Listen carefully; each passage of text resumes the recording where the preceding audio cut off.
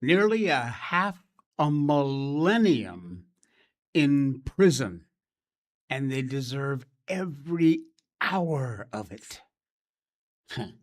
A national right to carry, would that work? We'll talk about it. And dogs and water. Great combination. Welcome to the Jay Sheldon Show. Hello, welcome in. It's Wednesday, halfway through the week. It is hump day, and we are just going to dig right into it. The first place trophy in the FAFO competition was officially retired. 9 Antifa terrorists were awarded a total of 450 years in federal prison, all because of their attack July 4th, 2025, on the Prairieland ICE Detention Center in Alvarado, Texas. Marcella Ruda, 70 years. Defendants Autumn Cameron Arnold, no word on his preferred pronouns, Hill, Zachary Evett, Savannah Batten, Megan Morris, or Bradford Morris, Elizabeth Solo, they got 50 years each. Mexican national named Daniel Rolando Sanchez Estrada, he was in 9th place with 30 years. The big winner, the ringleader, former, disgusting to say, Marine Corps reservist. Certainly, whether, they say once you're a Marine, always a Marine. Not this a-hole. His name is Benjamin Hanil Song, S-O-N-G, Song. He was adjudicated responsible for the shooting of Alvarado Police Department Lieutenant Thomas Gross. And for that, he got 100 years. Yep, you heard that right. 100 years in prison. With good behavior, he could be out in 2111. This sentencing has been based on the group's conviction back in March. 65 felony counts included attempted murder, aiding terrorists, weapons charges. Already, of course, the lefty media have been trying to paint these depraved cretin morons as victims of a vindictive Trump administration. They don't seem to have an answer, though, for the massive upward departure from sentencing guidelines. Like, how did Song, who could have skated with 20 years in prison, convince a federal judge that he needed 100 years in prison? The most laughable example of this spread of Luigi Mangione-esque deflecation of deranged psychopaths comes surprisingly from the New Republic, only because the latest issue of The Atlantic hasn't hit the internet yet. It will. Can't wait for that crap. But it's called, this is the title of the article, "They Say They're Protesters. The DOJ says they're terrorists." Well, it is not just the DOJ saying that, folks. A federal jury and a federal judge all completely agree. Before arriving that night, a few protesters had allegedly staked out the facility. Prosecutors had pointed to the defendants' coordinated actions, including their use of encrypted messaging apps and nicknames like Champagne, Jean Valjean, and not beating the little creature allegations. Using nicknames in a group chat, planning a protest in advance, not exactly hard evidence of violent intent. When Lydia Koza, whose wife, Autumn Hill, you mean Cameron Hill, right? Well, she's among the 11 protesters. And when she heard Hill's little creature moniker in court, she said, I wasn't sure whether to laugh or cry. This is the article from that idiot.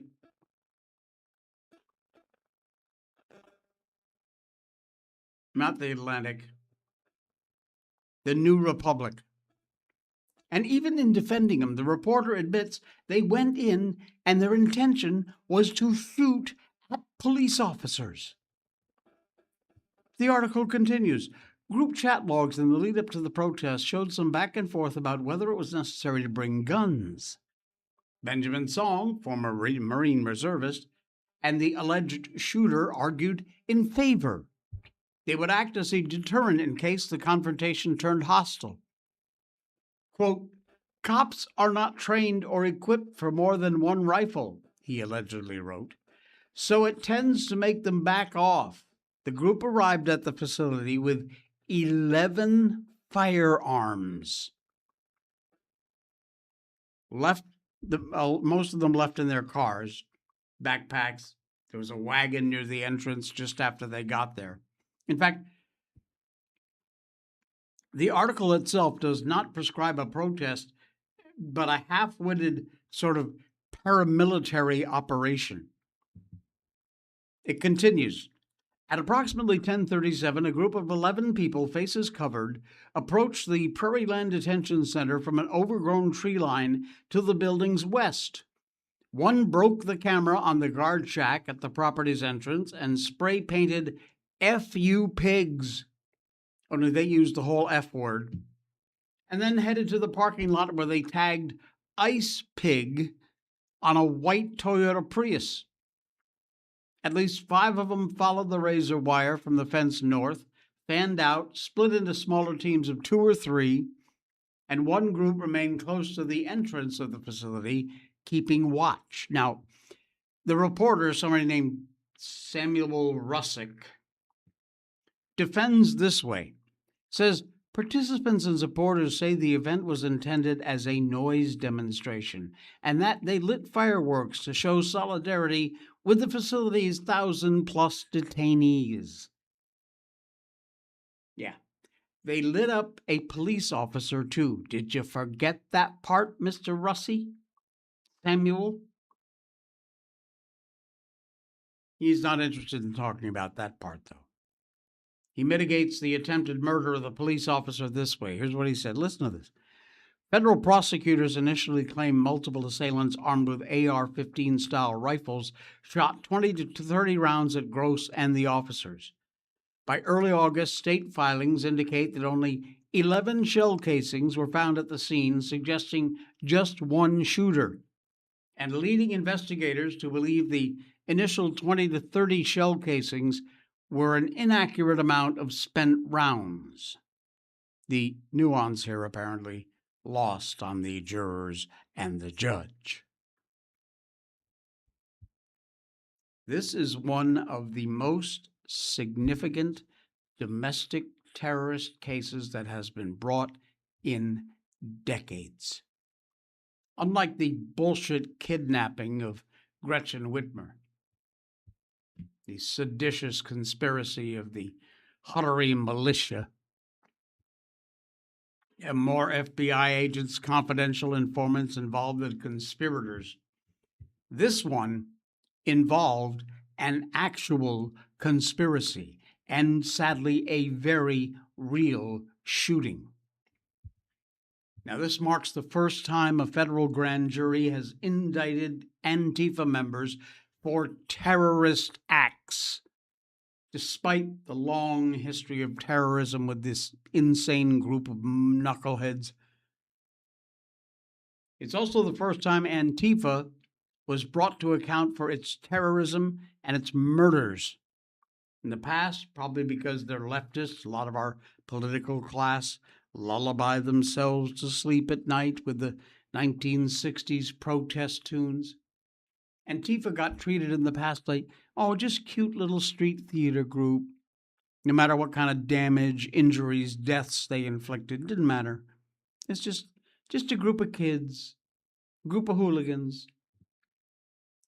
Well, sending these knucklehead clown moron idiots off to prison for a few decades is going to go a very long way towards dampening the enthusiasm of these little would-be Che Guevaras for taking this kind of an action against our government, our society, our communities.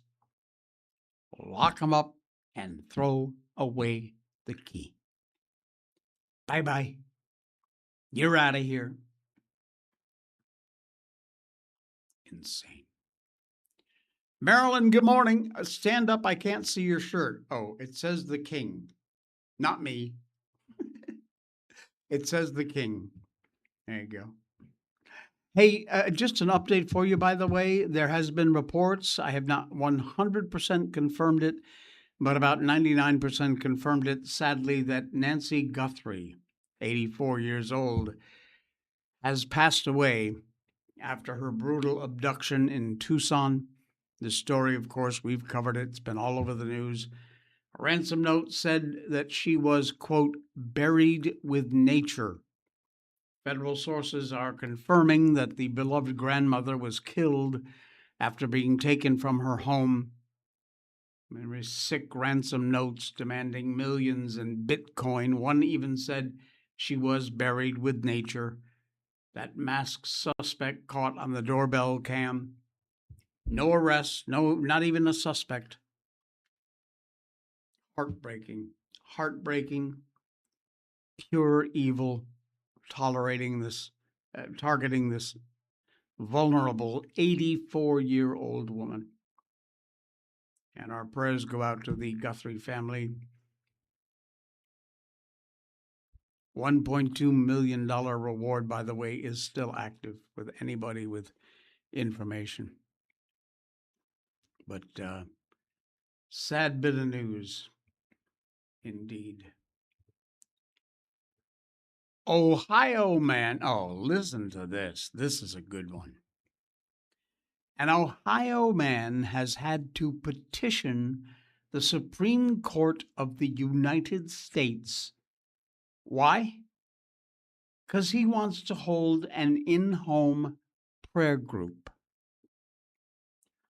I'm sorry, just in half-assed thinking about it, I'm pretty sure that violates just about every point in the Constitution, I think. This is nuts. He says we want God in our home. I should not have a government telling me that I have no right to have God in my home. Yes, I do.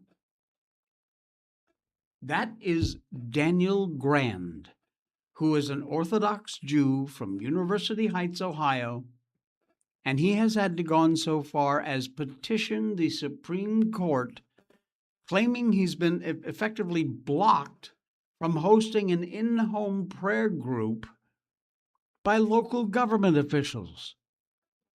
Who the hell do you people think you are? Have you even read the Constitution? 2021, Grand sent an email to his friends and invited them to join him at his home for the inauguration of a shul that would host Jewish religious service, including prayer groups. That email got leaked to other people in the town. The next day, Grand gets a cease and desist letter from the city's law director ordering him to shut down his illegal place of religious activity.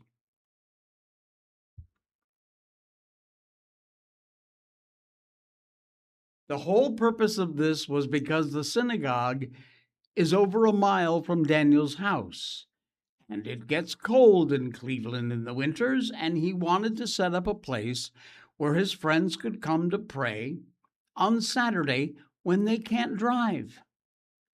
It's Cleveland in the winter.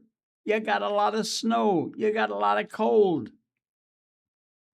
Grant said the city of University Heights ordered him to seek a commercial special use permit for his house, which is required for churches and synagogues.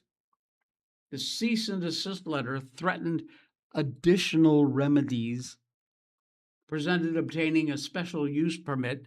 They said it's the only path to compliance. Do that or you can't do it. A special use permit also prohibits sleeping or residential use. So you can't get one for your house. It's a catch-22. If he wanted to have a shul at his home, he couldn't live there anymore. The former mayor of University Heights, Michael Dillon Brennan, said after he witnessed withdrew the application, Grand approached the city, suggested that he actually just simply wanted to have a prayer group. Brennan said the city had no issue with that.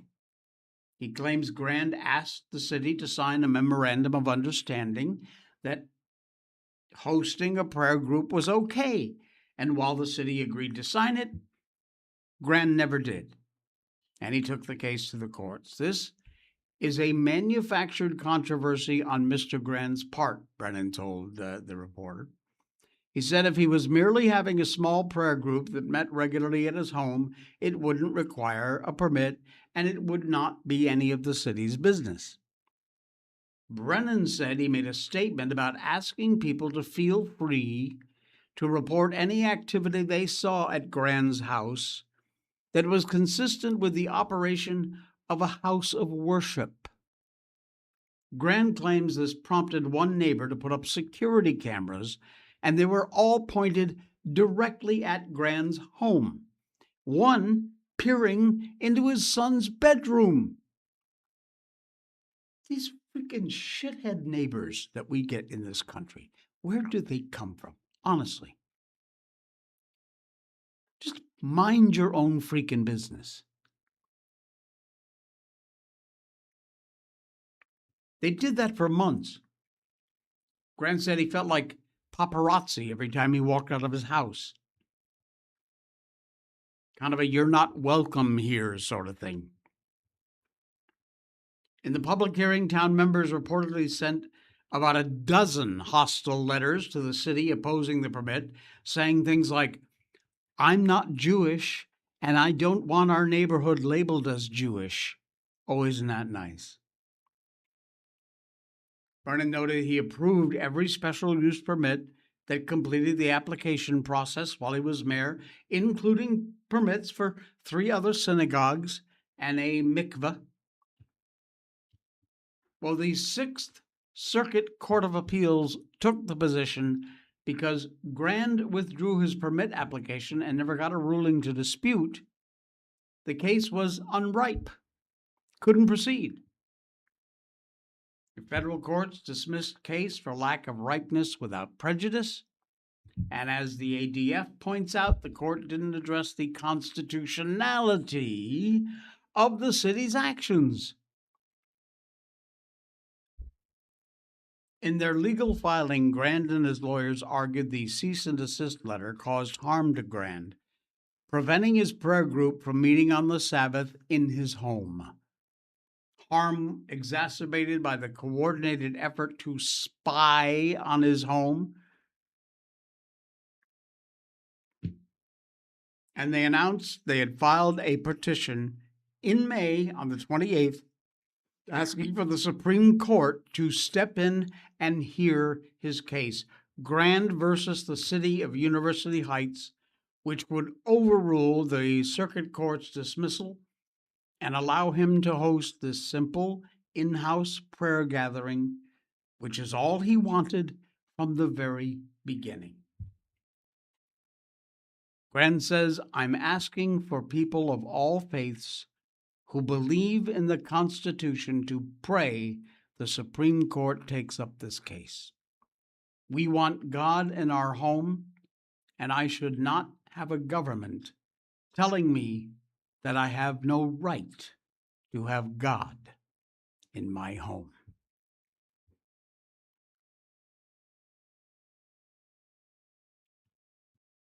That we would even come to this.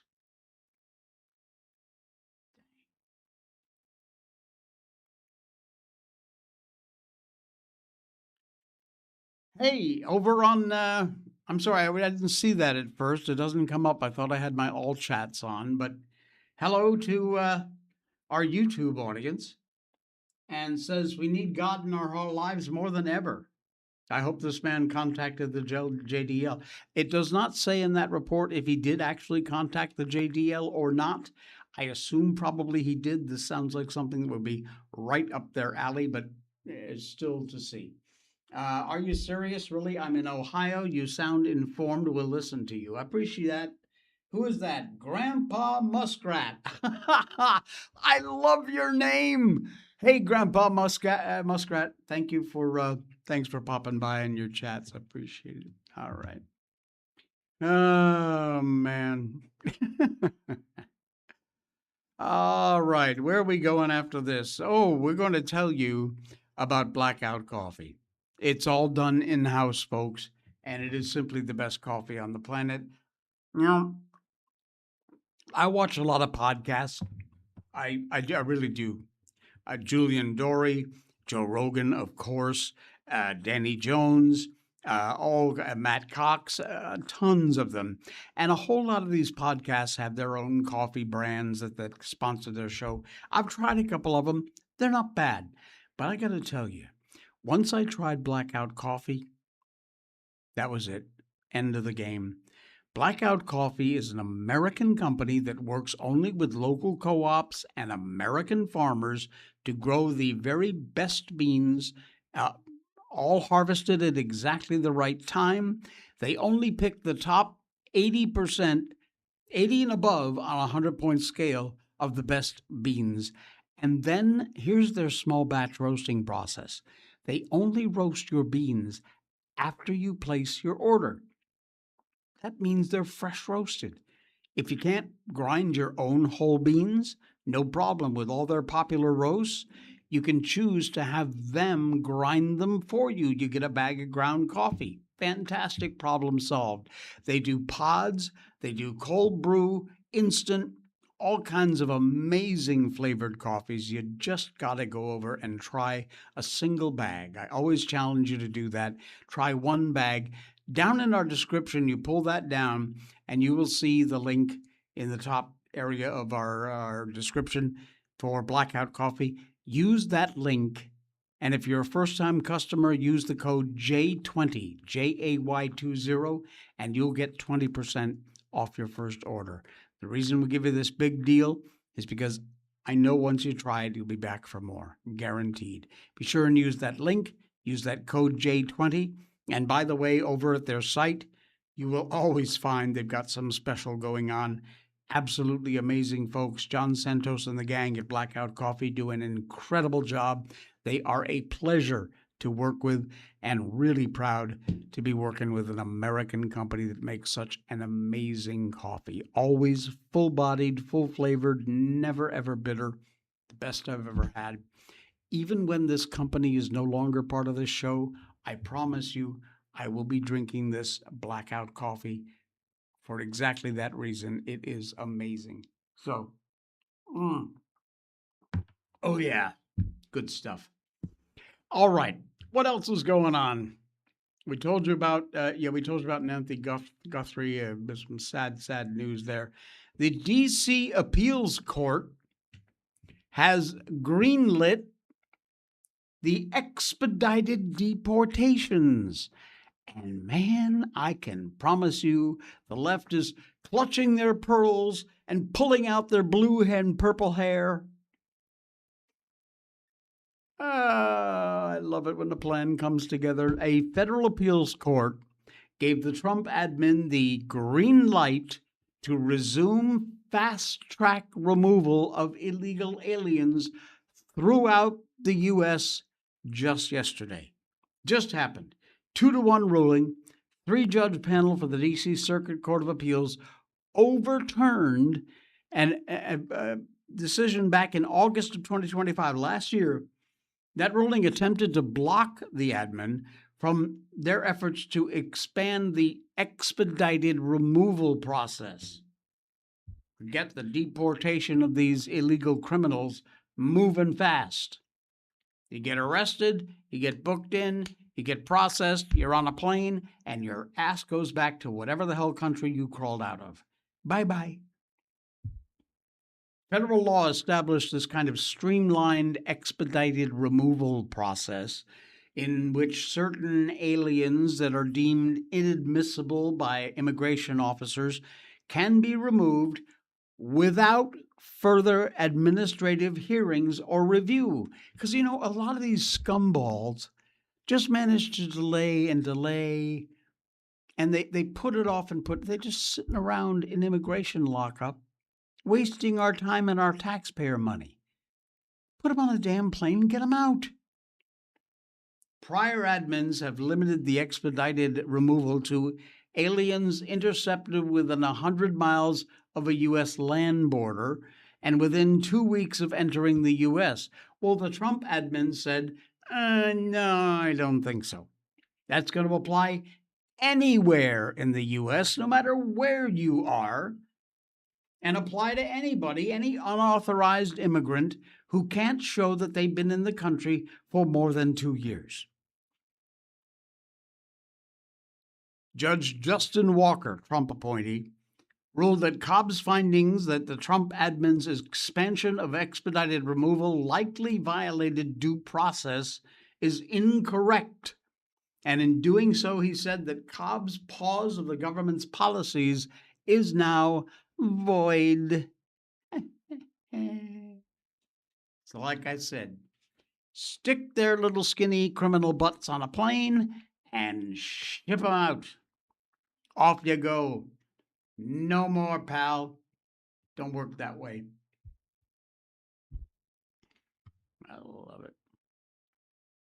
Oh, apparently the show is full of these lefties going nuts, screaming, yelling, and pulling out their purple blue hair and clutching their pearls because they're going to be doing it again.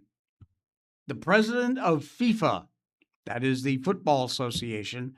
I know we Americans call it soccer, but it's football in the rest of the world, so there you go. But the president of FIFA, which is the organization that oversees all of football, divulges who is going to present the World Cup trophy. I hope you're sitting down, lefties.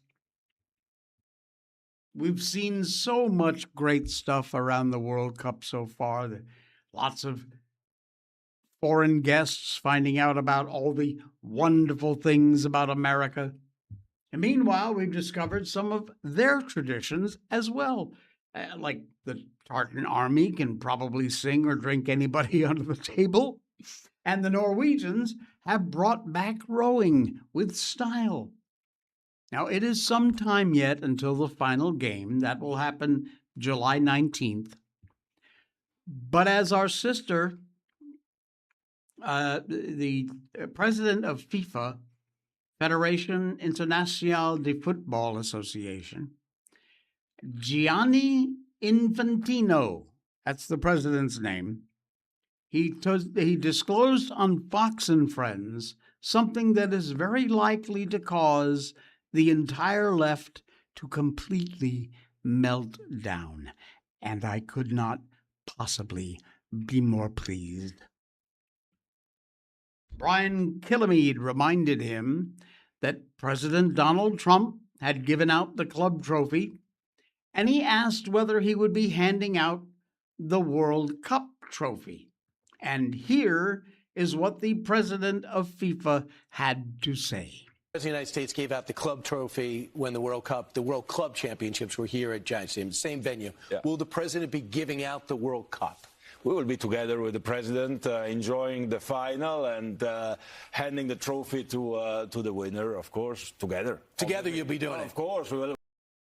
Of course, we will be doing it together.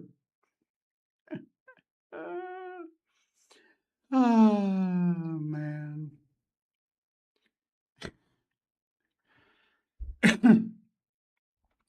Now, recent World Cups have been handed to the victors by Infantino and his predecessor, the FIFA president, Sepp Blatter. Heads of state previously presented the World Cup trophy. It is not a first time. King Juan Carlos from Spain handed the World Cup to Italy's captain, Dino Zoff, back in 1982. England captain Bobby Moore given the trophy by Queen Elizabeth II, following the Three Lions success back in 1966. You know, the folks on the left are going to lose it. You're seeing some people even suggesting, joking, that Iran should win. So President Trump would have to give them the trophy. Can you imagine how twisted you have to be to even go there? White House World Cup Task Force Director Andrew Giuliani said Trump had been closely following the tournament, although he hadn't been able to get to a game. He said Trump was also very impressed with the U.S. team. I spoke to him a day or two after the U.S. won against Paraguay, and he told The Telegraph he's pumped. He understands this is a really good team that has a very special opportunity here. Can you imagine if the U.S. won? I don't think that's going to happen. Honestly, soccer is not our forte. But imagine Trump handing the World Cup trophy to the U.S. team. That would be the most kick-ass event ever. Ever. I love it. All right, here's one that I thought about this. And I could see how this could be a big problem. And I can also see how this would solve a lot of problems. I don't know. I'm still a little bit on the fence about it. Our president, Donald Trump, is pushing the idea of a national right to carry. That could be one of the biggest Second Amendment wins that, honestly, there has likely ever been. This will make Second Amendment supporters a little more cheerful. Trump, speaking on Tuesday to Mack Trucks manufacturing facility employees and his supporters in Macungie, Pennsylvania, gave a huge endorsement for what he called a national right to carry. Give a listen. The NRA, everybody, they really have been. They've been with me right from the beginning. And Bill asked me, would I support the national right to carry legislation? How do you feel about national right to carry?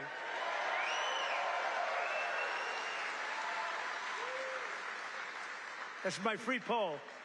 You know what that is? That's a free poll. I don't have to pay $300,000 to somebody that doesn't even do polling, you know, to give you phony numbers. See, those are real numbers. Those are real numbers. You can tell the crowd there, obviously, very much in favor. He said, we are working on it. There are pretty much two possibilities.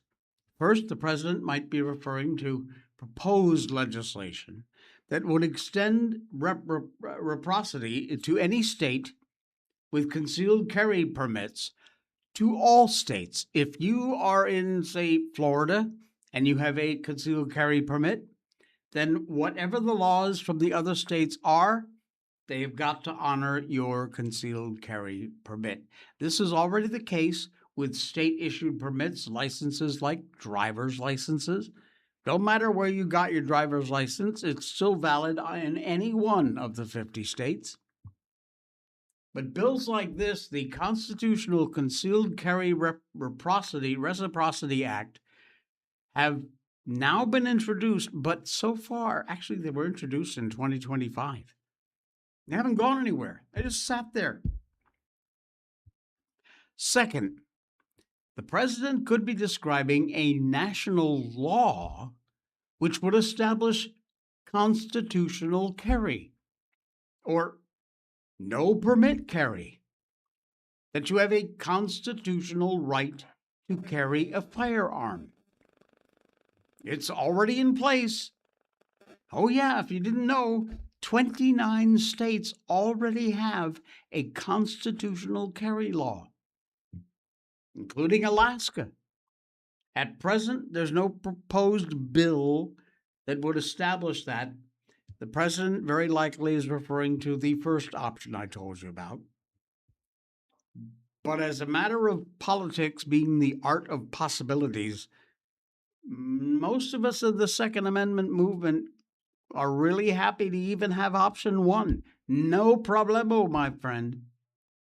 We'd be happier with option two, certainly, but that's probably not in the cards. I mean, being a realist about it, not likely to happen. Option one, much more likely to happen. A well-regulated militia being necessary for the security of a free state, the right of the people to keep and bear arms shall not be infringed. That is your Second Amendment, plain as day, just like it's written on the paper. Pretty plain language. Now, not that the Constitution's generally plain language ever stopped any politician from proposing all kinds of unreasonable, unconstitutional garbage.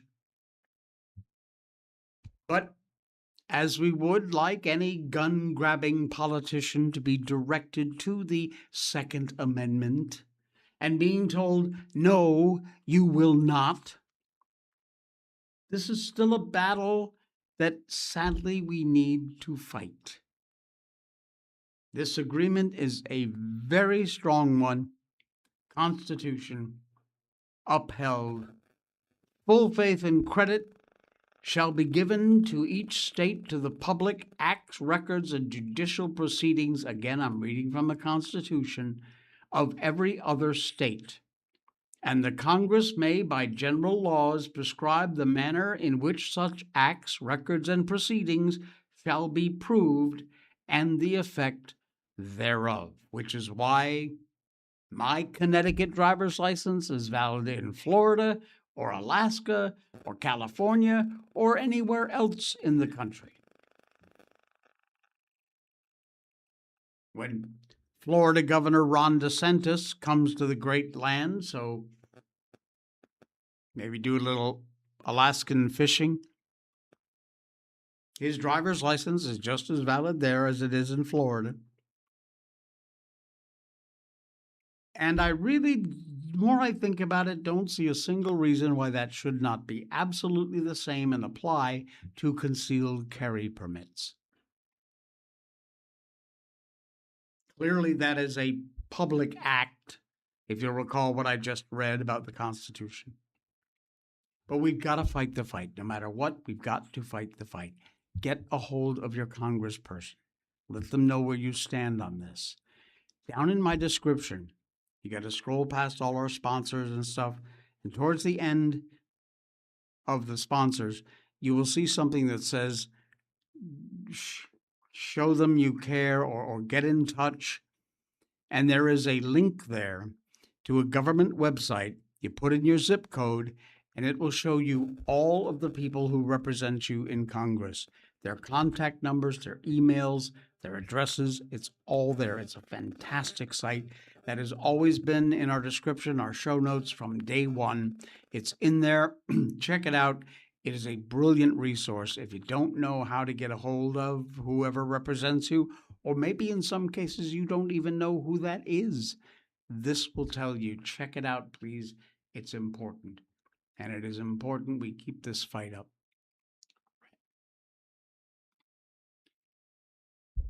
Another win for Trump. And this one, the Senate's passed it. The Senate has passed a sweeping pro-homeowners bill, and this is a huge win for President Trump.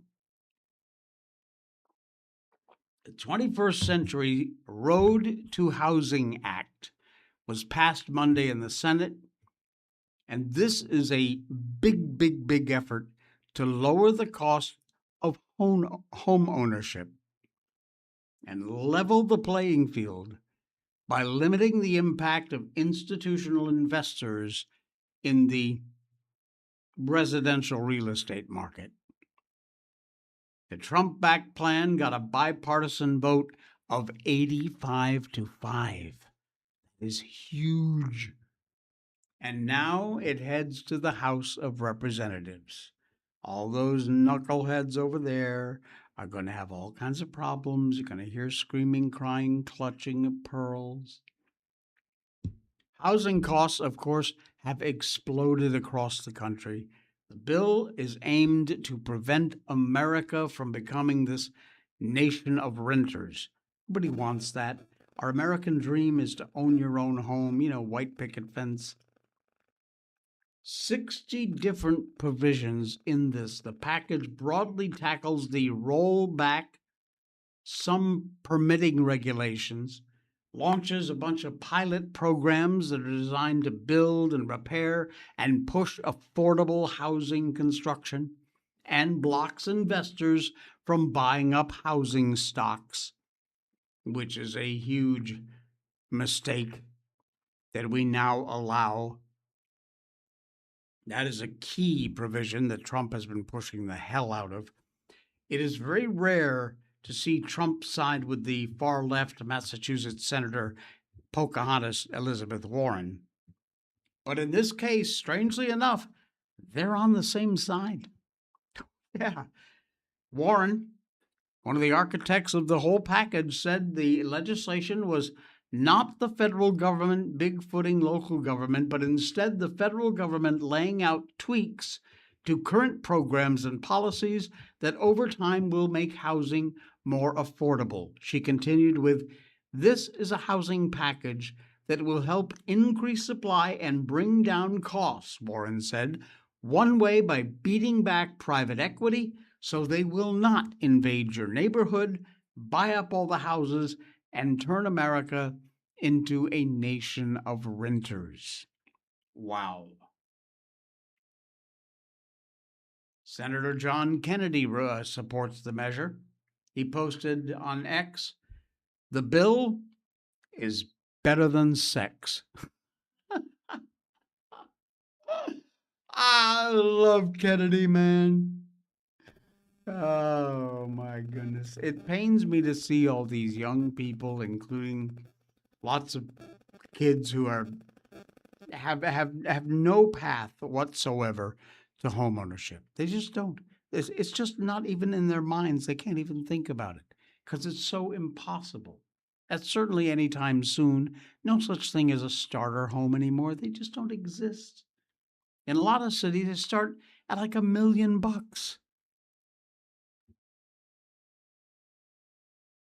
Nearly triple the number from 2020 in just 6 years. In a lot of these, many cities, $1 million is a starter home, which is insane. It's just a dream. With this bill, that dream will become a little bit closer to a reality. It is expected to pass the House and then head to the president's desk. Obviously, Trump is a big supporter of this bill, and he will more than likely sign it. Maryland, they said you will own nothing. Yeah, exactly. You'll own nothing and you'll like it. Just another example of them trying to do that. We'll see. We will see. All right, you want one from the conspiracy theory tin hat thing, it may not be so much of a conspiracy theory as you think. A jellyfish drone, a swarm of them, might have shot down that F-15 of ours over Iran. I know, but here you go.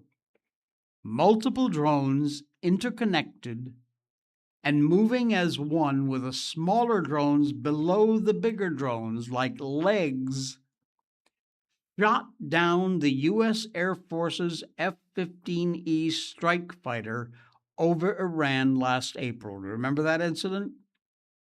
That is according to a CNN source familiar with this bizarre shoot down. They called it real alien shit. As you might remember, both the pilot and the backseat weapon system officer ejected safely, but the WSO's rescue 36 hours later in hostile territory, the absolute stuff that Hollywood movies are made from. Wasn't until today that we learned the movie looked maybe more like Independence Day than Behind Enemy Lines, if you know what I mean. Second source confirmed this unbelievable claim. Told CNN the downed pilot described witnessing a minefield of drones in the air. This is from the pilot. Now, U.S. intelligence officials, as they always do, have disagreed on how to interpret the F-15 pilots, what they described, and whether the pilot could recount the incident clearly. Apparently, he had a concussion. But, whatever the intelligence community will do to hide the truth, they will do it. No matter how absurd and stupid it might be, they'll do it.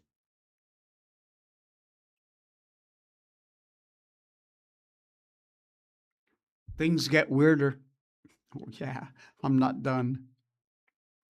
While the pilot's name still hasn't been released, he is believed to be one of the same Eagle pilots that was accidentally shot down by Kuwait in a friendly fire incident earlier in Operation Epic Fury. According to the Washington Examiner, the unnamed pilot is believed to be the first fixed-wing Air Force pilot since the Vietnam War era to survive being shot down twice in the same conflict. He is either extraordinarily lucky or extraordinarily unlucky. Maybe both. Take your pick. Anyway, let's get back to this alleged drone swarmy thing. He witnessed a mature capability with the U.S. intelligence wasn't aware of, a beta test, a mirage in the desert. For the sake of argument, let's just forget the suggestion about the pilot's recollection and all the intelligence community's bullshit. Some kind of a mirage, a concussion-related hallucination, blah, blah, blah, blah. Losing an F-15E Strike Eagle is kind of serious business, Deserves to be treated seriously. Whatever caused that shoot down required one of the biggest and the most complicated rescue missions in history. So we don't need dismissals, intelligence community. We need answers. And we would like them, to be the truth for once. My gut reaction, nothing more than that. So take from it what you will, is that China used Operation Epic Fury to test at least one of its new systems. There are reports, completely unconfirmed, but there are reports that Tehran used or attempted to use Chinese-made anti-ship missiles on U.S. Navy targets during the conflict. I'd almost be surprised if they hadn't. If Beijing also possesses some kind of drone swarm anti-aircraft capability, well, Epic Fury would have been the absolute perfect sweet opportunity to put some sort of real-world test on. That's exactly the kind of situation you need to do that kind of thing. And performing the test inside Iranian territory makes perfect sense, given that any survivors or witnesses would be not very likely to live long enough to give their testimony. But sadly for these guys, we are unbelievably good at getting our people out. Another opinion, Tehran's homegrown drone technology already advanced enough to destroy American fighters. Doubt it, but it is a theory that's been advanced, and if that's the case, then hey, Pentagon, time to recalibrate exactly how best to handle any future conflicts, not just with Iran, but any country Iran might sell this stuff to. And at this point, the frightening thing is we just seriously don't know. We have no idea. We do know, and we can be pretty confident in the fact that they're not telling us the truth, because they never have, and likely they never will. Incredible. You know, dogs and water. There is something about dogs and water. Now, as you may or may not know, we have a little Shiba Inu baby. She's 6 years old. Her name is Miko. Her actual full name is Ichiko Mikoto. We call her Miko for short. And that's her birth certificate name.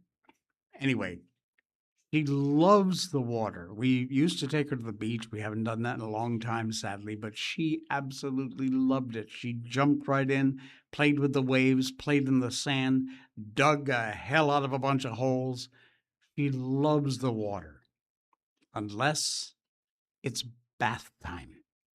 And then you have to chase her all over the house. She will hide anywhere she can. She knows what her bath towel is and what it's for. So, with that, I would like Miko to be sure and watch the end of today's show, because this is a dog that loves its water.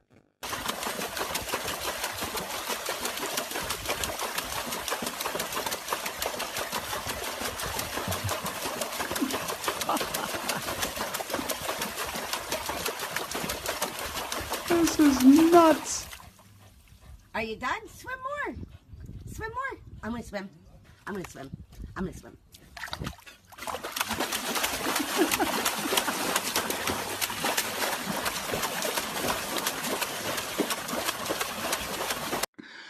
Oh, man. Miko, are you watching? Take a lesson, okay? Thank you, folks. Be sure and hit up our sponsors. Go buy something. If you'd like to straight up donate to the show, we really appreciate it. It helps us keep the lights on around here. That's the top link in our description. Our PayPal link, you can just send us whatever you can afford, $5, $500. We would love you forever. And do that if you like. We appreciate it.